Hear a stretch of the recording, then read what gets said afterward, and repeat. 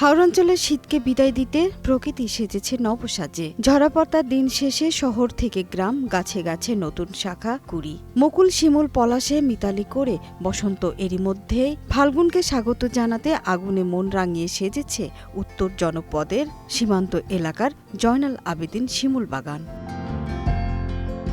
সুনামগঞ্জ জেলা শহর থেকে ৪০ কিলোমিটার দূরে সীমান্ত এলাকা তাহিরপুরে ব্যক্তি মালিকানায় গড়ে তোলা হয়েছে এ বাগান। রূপের নদী জাদুকাটা নিকটবর্তী মানিগাঁও গ্রামে ১০০ বিঘারও বেশি জায়গা জুড়ে এই শিমুল বাগান এশিয়ার সর্ববৃহৎ।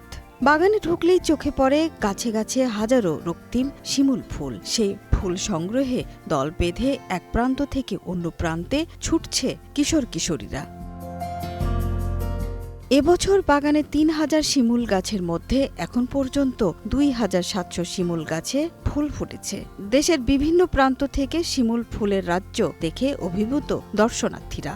এবার আমার এই প্রথম এখানে আসা, আমার এখানে খুব ভালো লাগছে।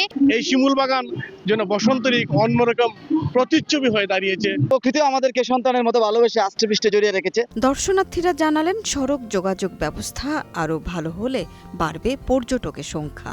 আসার পথে অনেক কষ্ট হয়েছে, এখন আসার পরে মোটামুটি অনেকটা ভালো লাগতেছে। ওইখানে রাস্তা থেকে আসার অবধি অনেক কষ্ট হয়েছে, কারণ রাস্তাটা একটু অনেক ভাঙাচোরা। বাগানের মালিক বলছেন, যোগাযোগ ব্যবস্থা ভালো না থাকায় নানা বিড়ম্বনায় পড়ছেন পর্যটকরা। বিভিন্ন ধরনের বিনোদন ব্যবস্থা করা হয়েছে, রাখা হয়েছে বাচ্চারা যাতে খেলতে পারে, ঘুরতে পারে এবং নিরাপত্তার ব্যবস্থা করা হয়েছে।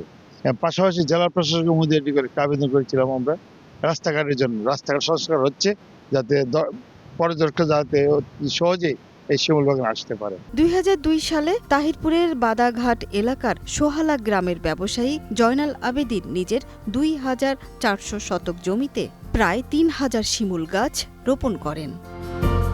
সুরাইয়া অনু, গ্রিন নিউজ ডেস্ক।